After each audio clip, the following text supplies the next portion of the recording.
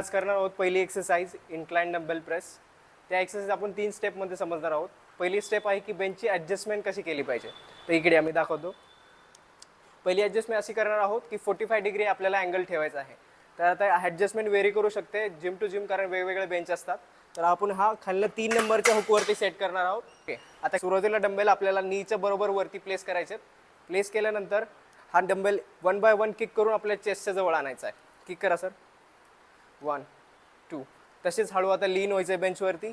लीन झाल्यानंतर डंबल आपल्याला हॅमर ग्रिपमध्येच ठेवायचे. सरळ तसेच वरती प्रेस करायचे.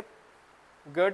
आता हॅमर प्रेस केल्यानंतर आपला हॉरिझॉन्टली टिल्ट करून आपल्याला हे झालं, आपली पोझिशन झाली एक्सरसाइजची. आता याच्यानंतर आपण परफॉर्म करणार आहोत. तर ब्रीदिंग खूप महत्त्वाची आहे. तर ब्रीदिंग कशी घ्यायची आहे की आपल्याला मोठा श्वास घ्यायचा आहे आणि कोर टाईट करायचं आहे. होल्ड आणि रेप परफॉर्म करणार आहेत सर. कम ऑन, डाऊन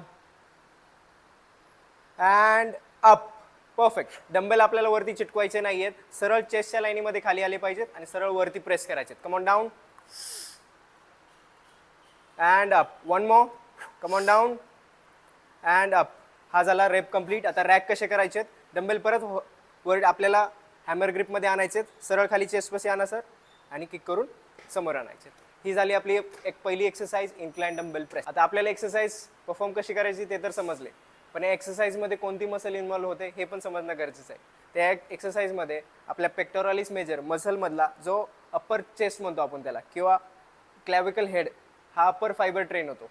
आता तुम्ही एक्सरसाइज तर कशी करायची समजून घेतलं, पण तुम्ही वेट किती उचलायचे, तुम्ही किती रेप्स मारले पाहिजे, ही तुमची इंटेन्सिटी तुम्ही कशी समजून घेणार. अशाच व्हिडिओसाठी तुम्ही नक्की फॉलो करा.